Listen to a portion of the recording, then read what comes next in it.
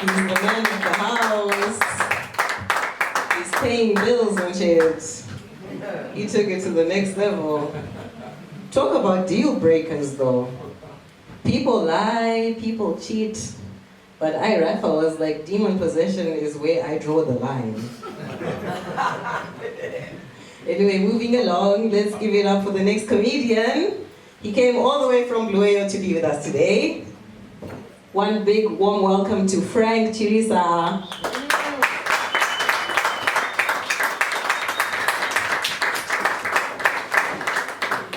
Wow, thank you, Tanya. Hello, guys. Hi.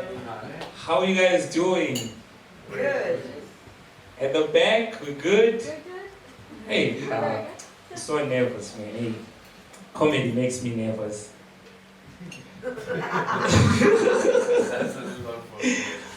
Comedy makes me nervous, man. Like, a lot is going on in my mind right now.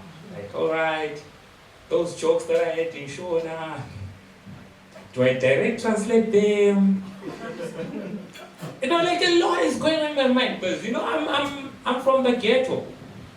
That's where I come from, the ghetto. Come from the ghetto, and the white people that we're used to seeing are the latter-day Saints guys. So this is a new, like, trust me, in Bulawayo, maybe you might see one white guy per 5 kilometers. So this is like, I want to take pictures and I want to send them to my family group, you know, and my grandmother will be so proud. Like, oh my God! Frankie! Oh! Give me that chicken! Oh! Yeah, and hey, back to the jokes. I hope it goes well, man. I hope it goes well. I know a lot is at stake here. Maybe this might be the time where I might get the visa. It's the last time I performed in front of a white audience, it didn't go so well. I didn't know I was going to go and perform for a white audience, but I should have known because it was a fundraiser for horses. And I got there, I was surprised, like, what? Because it was like 80, 85 whites and like 3, 4, 5 blacks. Like, oh my God, what am I going to talk about? So I went there, I lost them on the first joke. And I had been given 30 minutes, my contract said 30 minutes. And they paid me for it, and I'd eaten the money. 30 minutes, I lose them on the first joke. And they just become tense. I was reciting poetry for the rest of the 30 minutes. So that opening joke was, you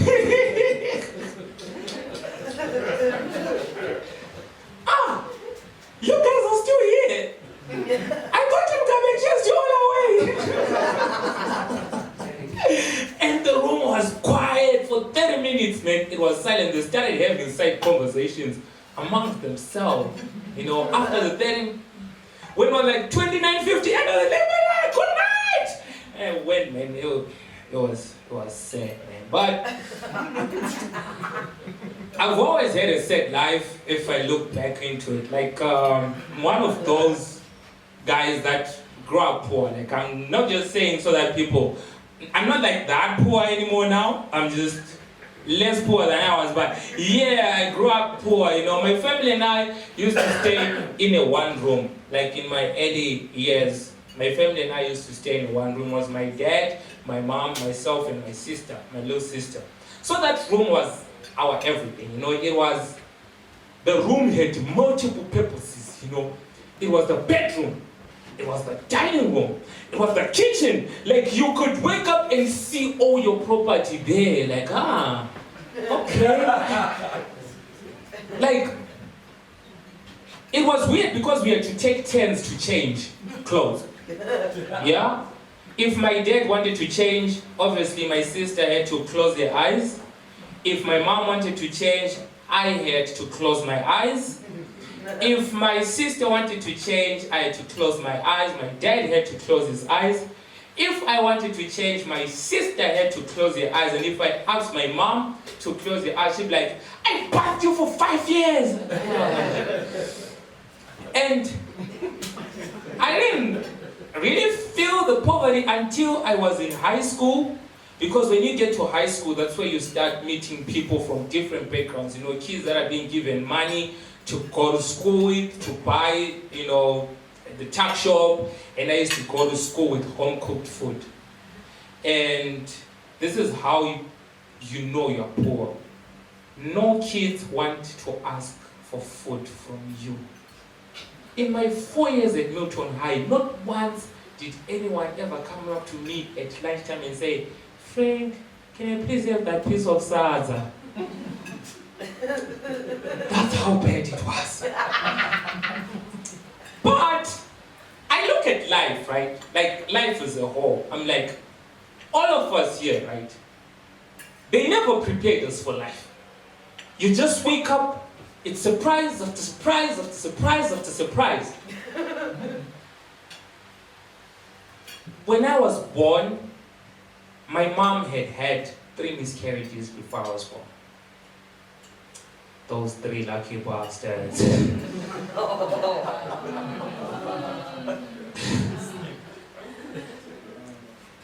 Don't you think life would have been better if they shown you a trailer of your life and then made you choose if you wanted to come out of the womb or not? Not like a complicated trailer, something small like, hey baby, we'll take care of you until you're old enough, then you have to leave and get a job. At 21, you will fall in love, then that girl will break your heart. Hey baby, would you still like to come out of the home?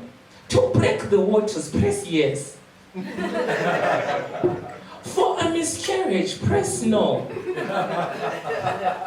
For a stillbirth, press hell no. I think I would have pressed, like, yeah, because I look at life as it is, and I start reminiscing, like, when was my birthdays? Like, when was my birthdays? I want to go back to my best days. Take me back to the time when I was still a sperm. Good old days, man. Do you guys remember life as a sperm? Oh, those were the good old days, guys. We didn't have loneliness. We had a million friends. Like, remember the house we used to live in? It had like 2 rooms. It was like, oh my God.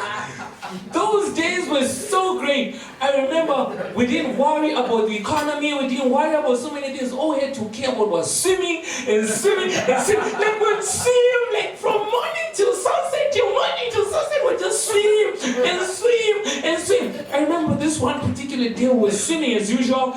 Then this wind, I don't know, it just came out of nowhere like, and we crashed into a foreign land, and we were just there crying, my back, we're helping each other out, like, yo, man, hey, buddy, where are we? Like, hey, man, I don't know, man, this place looks strange.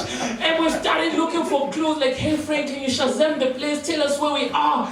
That's there, man, looking at all the clues, like, damn, this place is moist, pH level is 5.